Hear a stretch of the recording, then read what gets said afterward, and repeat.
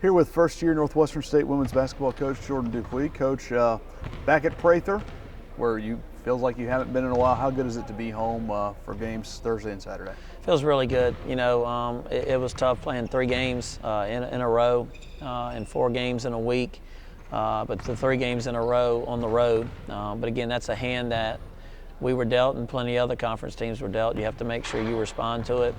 You have to make sure that it doesn't change your preparation, doesn't change your mindset. There was some fatigue that set in later in the week, but again, that's something that you have to overcome. You have to understand that, you know, it was our will versus Texas A&M Corpus Christi's will, and their will was just a little bit greater than ours. I think our girls understood that. So yeah, definitely good to be back home, practice in your own arena, prepare in your own locker room, and sleep in your own bed. You know, they say adversity reveals a lot about teams and people in general. You know, a tough trip from Conway, Arkansas on Monday to San Antonio on Thursday to Corpus on Saturday. What did that trip reveal about your team? You know, that we do have character, that we do have the ability to overcome. You know, starting off 0-2, not playing well in your first 2 games, and then having Tuesday and Wednesday the best practices that I'd been around in several years, going back to my time at Southern Miss. They brought it. They had their own team meeting.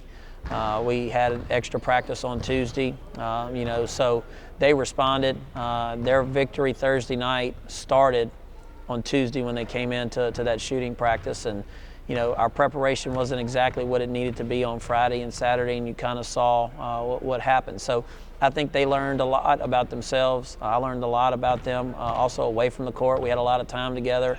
Went to the mall and just enjoyed each other's company. So it was a good all-around productive trip, but definitely glad to be back home here in Natchitoches. You've kind of been dealt another hand that you couldn't foresee with Sammy Thomas being out indefinitely. Yeah. Her backup, Gabby Bell, kind of in the same situation, but you know, you've learned that Beatrice Atura can play the point. Now you've just got to find some other people that can step forward and maybe make up for it. And it's been tough on B from the standpoint of having to be the primary ball handler, initiating the offense. She's used to being able to free herself up and score. You know, she's taken a lot on her shoulders, and sometimes she's pressed a little bit. We definitely have to have other players step up because everybody's going to key in on her and Cheyenne. You know, when Cheyenne got going the other day at UIW, it freed up Beatrice and it freed up Shahad. You know, but if it's just B that's trying to score and there's no inside threat, it's one, we're easy to guard, and 2, it's very difficult for us to score. And that's kind of what we ran into on Saturday. But B's done a good job. Yeah, you can't foresee losing both point guards, but it's happened. And coaches have to step up and adjust, and players have to step up and adjust, and that's what we plan on doing. Speaking of adjustments, you're going to face a team that makes it tough for people to adjust. They play a matchup zone in Nicholls, and you don't see that too often. I know you've got some experience coaching it, but when you look at the Colonels, what do you see?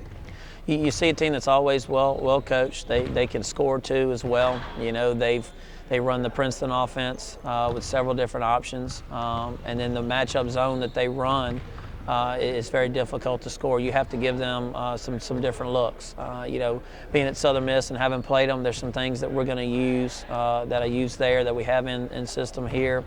But definitely difficult to prepare for. Our matchup zone's a little different than theirs, but we can use a lot of the same concepts and things to attack it. But we have to be able to stop them on the defensive end first. Whenever we get stops like we did at UIW, it makes our offense flow a lot better. So we're going to have to establish ourselves on the defensive end first, get some easy buckets out in transition, and then I think our half-court offense will come. You mentioned Beatrice Atura's transition to the point. Their point guard, Cassidy Barrios, has done a lot of the same things. If you look at the numbers, her and B very similar in terms of what they do for their teams. Absolutely. Cassidy is not really a point guard.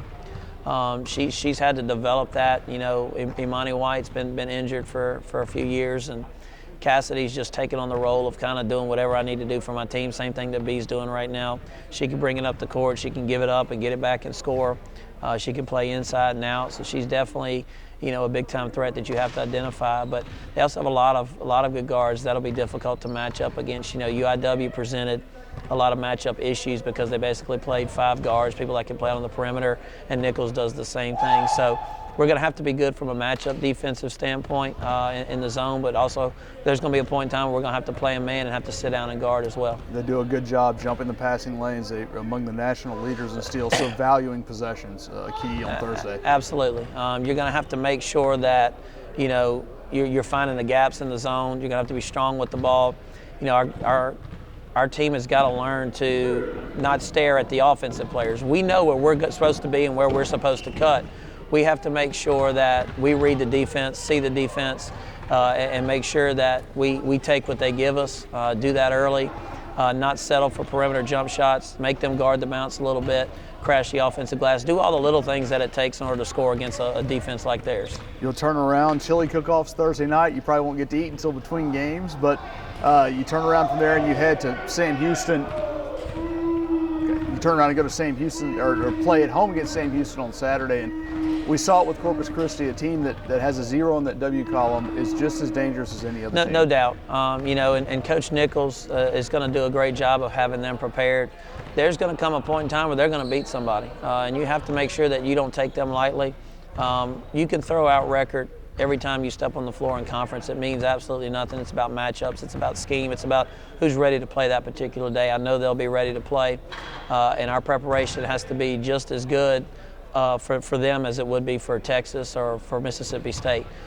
You know, so it's going to be a very important game. Hopefully, one that we'll play well Thursday night and continue to keep it rolling on Saturday. Again, bringing that transition from Friday into Saturday. Absolutely, it's all about your preparation. You know, again, we started preparing yesterday for our game on Thursday. The preparation was pretty good, but you can't practice halfway on Monday, Tuesday, Wednesday, and then expect to play well on Thursday. It has to be consistent across the board in every single aspect, and I think our girls are understanding that. All right, thanks, Coach. Thank you.